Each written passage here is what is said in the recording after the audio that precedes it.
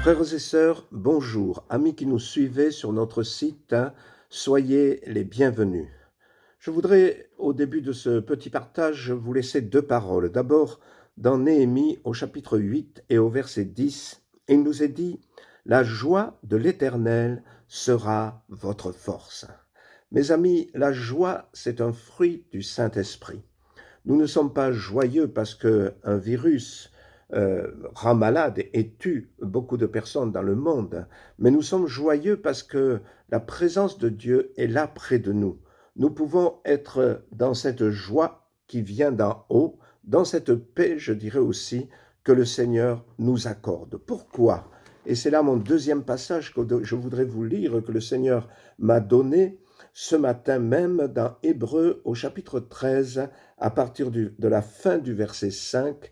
C'est la parole de Dieu et Dieu déclare « Je ne te délaisserai point, je ne t'abandonnerai point ». C'est donc avec assurance que nous pouvons dire « Le Seigneur est mon aide, je ne craindrai rien, que peut me faire un homme ?» Et j'ajouterai simplement « Que peut me faire un virus ?»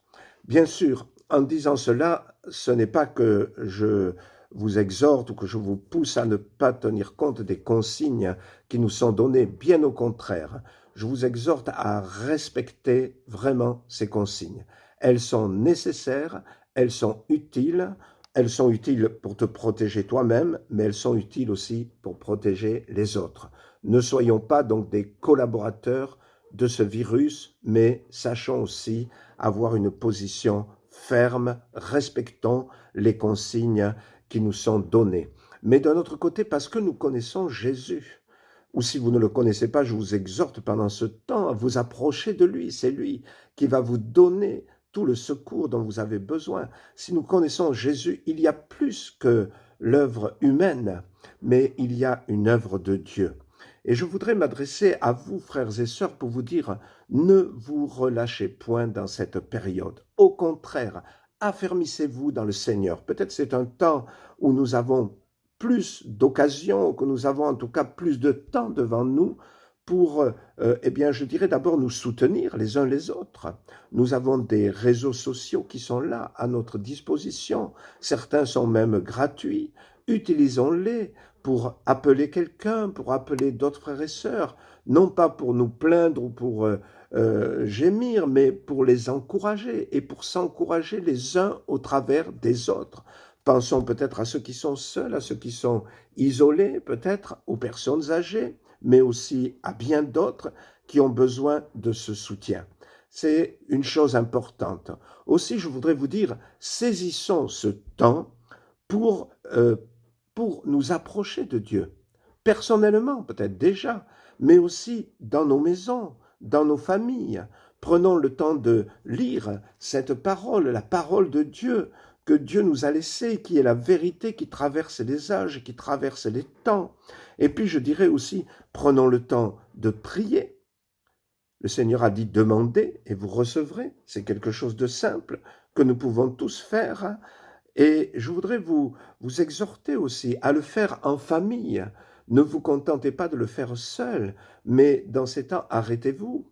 Arrêtez-vous, les parents, arrêtez-vous, le couple, arrêtez-vous, le père, la mère, mais aussi, je dirais, faites entrer vos enfants dans ces temps de partage de la parole et de la prière. Je m'adresse aux familles, profitons de nous approcher de Dieu en famille. C'est une occasion qui nous est donnée. Ne perdons pas notre temps à regarder ou à écouter des choses vaines. D'ailleurs, faisons attention à tout ce qui circule sur Internet et ailleurs, parce qu'il y a des choses qui sont fausses, donc basons-nous sur la parole de Dieu, mais surtout prenons le temps ensemble de prier, de lire la parole en famille, et si vous êtes seul, eh bien, peut-être faites-le vous-même, ou peut-être pouvez-vous vous retrouver avec une personne pour le faire, une ou deux personnes, pas plus, pour le faire. Et c'est dans ce but aussi que nous avons désiré, les pasteurs du CRC, continuer à avoir des rencontres de prière. Et nous voulons commencer vendredi, donc ce vendredi 20 mars, donc, nous voudrions de 20h30 à 21h30 prier ensemble là où nous sommes, bien sûr. Les pasteurs seront dans l'église ou dans un bureau, ça ne pas, peu importe, hein, et c'est eux qui vont vous conduire dans la prière. Vous vous arrêtez dans vos maisons, vous arrêtez en famille, vous vous branchez sur le CRC, soit en allant sur notre site, soit au travers de Facebook, soit au travers de YouTube.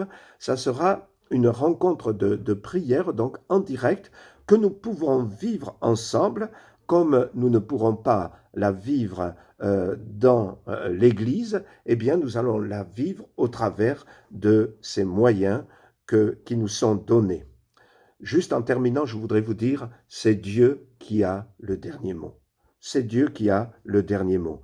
Ne négligeons pas le Seigneur. Dans Jacques 4, au verset 8, il nous est dit, « Approchez-vous de Dieu, et lui, il s'approchera de vous. » Le Seigneur désire une rencontre encore plus profonde, plus intime avec lui, même des rencontres familiales avec lui. Alors, approchons-nous de Dieu, et il s'approchera de nous.